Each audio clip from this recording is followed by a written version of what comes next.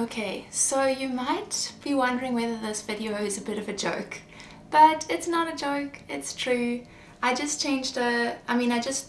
broke a string on my harp yesterday, and even after all these years, my harp doesn't break strings often enough that I actually remember everything about how to change a harp string properly. Maybe it's a confidence issue, maybe I feel like I need to be reassured, but basically what happens is every time I change a string on my harp, I have to re-watch YouTube videos to tell me what to do.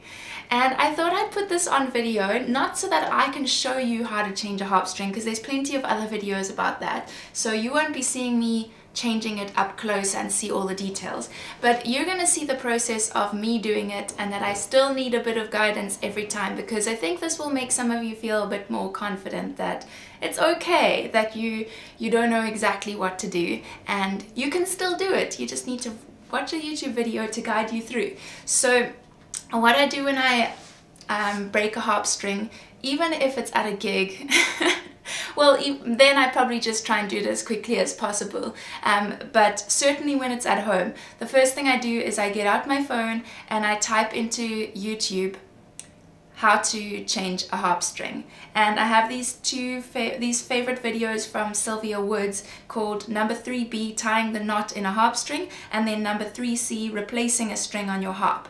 So I watch those and I kind of copy them as I'm going through it.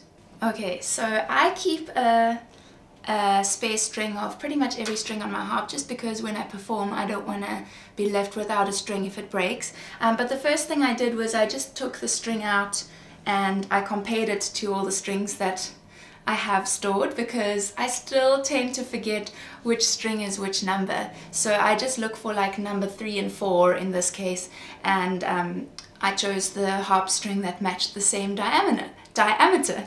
And then I have these little things which are little chopped up fat harp strings, and those we use as a toggle.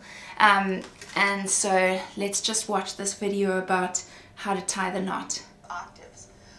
So this is a 4th octave string, so I probably don't need a toggle actually. Always be sure to use a toggle. Yeah, I usually use a toggle even if I don't really need it. End of the string in your right hand. Starting about 1/2 to 3/4 of an inch from the end, make 2 loops. Be sure that the part of the string that connects the loops is in front of the loops and not behind the loops, so it looks like a knot, and tighten it as much as you can.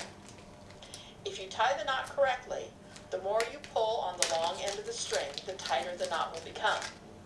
If you tie it backwards, as you pull on the long end of the string, the knot will untie. Put it over both the string end and the toggle and secure them together.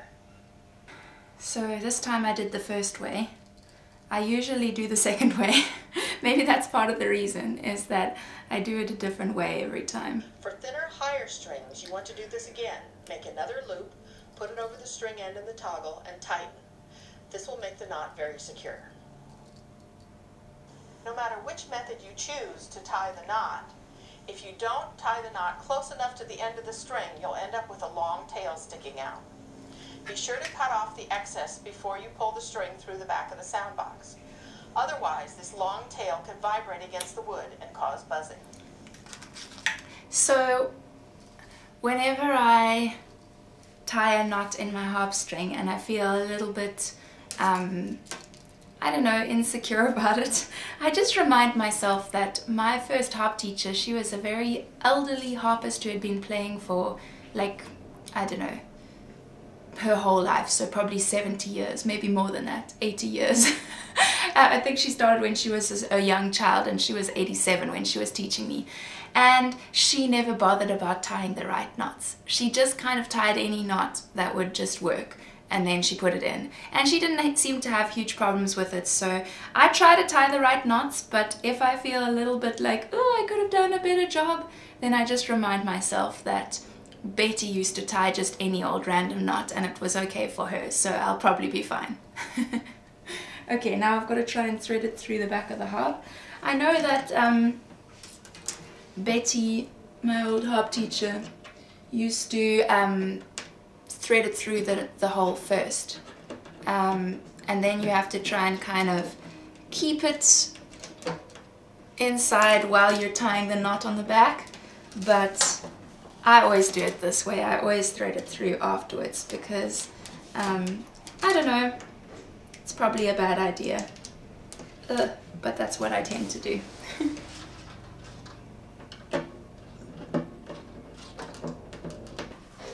You guys, it's not going through, and I tried it from the front and it's not going through that way either, so I don't even know if it would have been better if I had done it beforehand.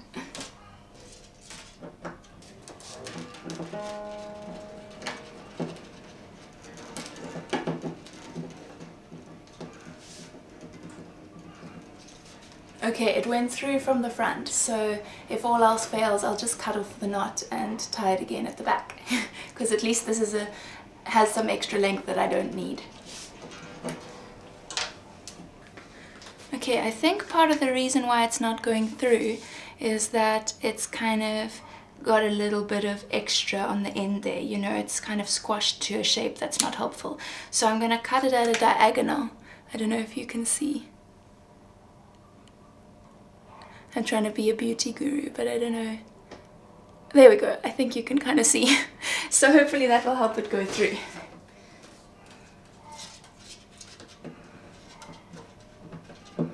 Yay! It went through so easily. Okay, so the problem wasn't me, it was that it was a squashed string, or maybe a pair of scissors that cut it so that it was a bit weird on the end. Okay.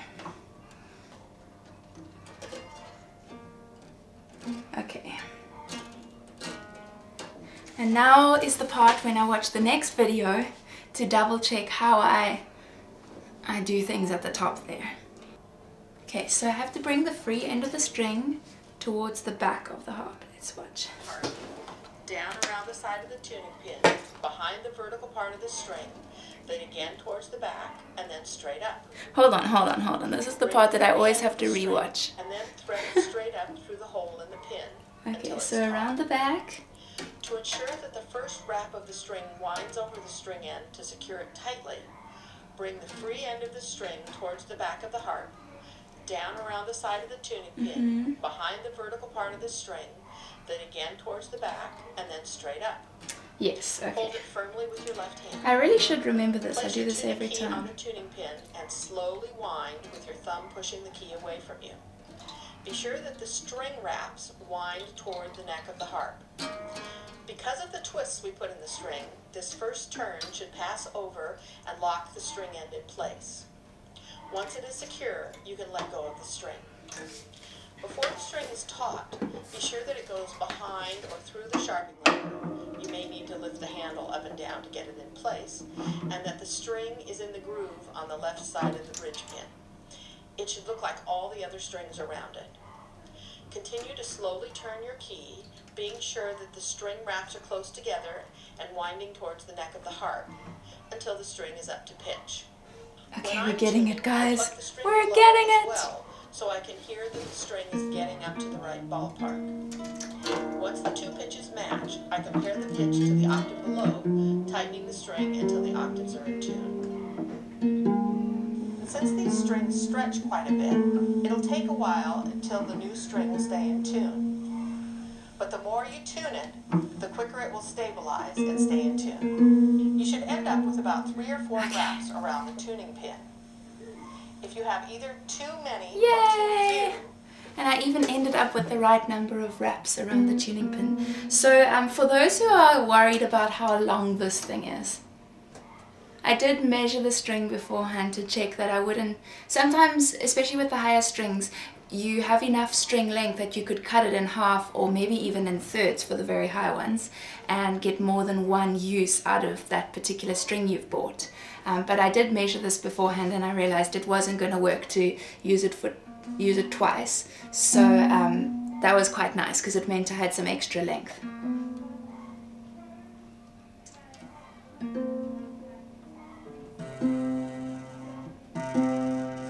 Okay, cool. So I'm going to cut off the end. So it's not so bad. I always feel a little bit anxious when I change a string. I know it's silly because it doesn't really... It's not going to break your harp, guys. It's not the end of the world. and you can always do it again. I mean, the thing that makes me a bit anxious is I don't want to get a bend somewhere down the string, because then the string doesn't last as long. But ultimately it's not going to damage my harp and cause a big disaster. But yeah, I just hope that someday I'll get to the point where I don't have to watch a video and that I'm just confident to do it without. I mean, I've done it many times at a gig before where I just do it the best I can without watching a video, and I do it much quicker than this. Well, I try to. But there's still something inside me that needs that reassurance of Sylvia Woods telling me what to do. And it looks perfectly good now. So there you go. It's not so bad, even if you're anxious and even if a little thing goes wrong along the way, you can change your own string. I hope that was reassuring for some of you. And for those of you who are here for the first time and you've never watched one of my videos before, then just make sure you subscribe, because I put up new videos every Thursday and it would be so great to have you here. I don't always do such weird, anxious videos, but I do try to make it to show you that actually anyone can do this, and it's okay if you have some fears and doubts along the way. You'll be fine, and you can find people online like this video I was using who can help you along the way. Yeah, so that's today's video, and I hope to see you next time. Remember to subscribe, and I'll see you next week Thursday. Bye!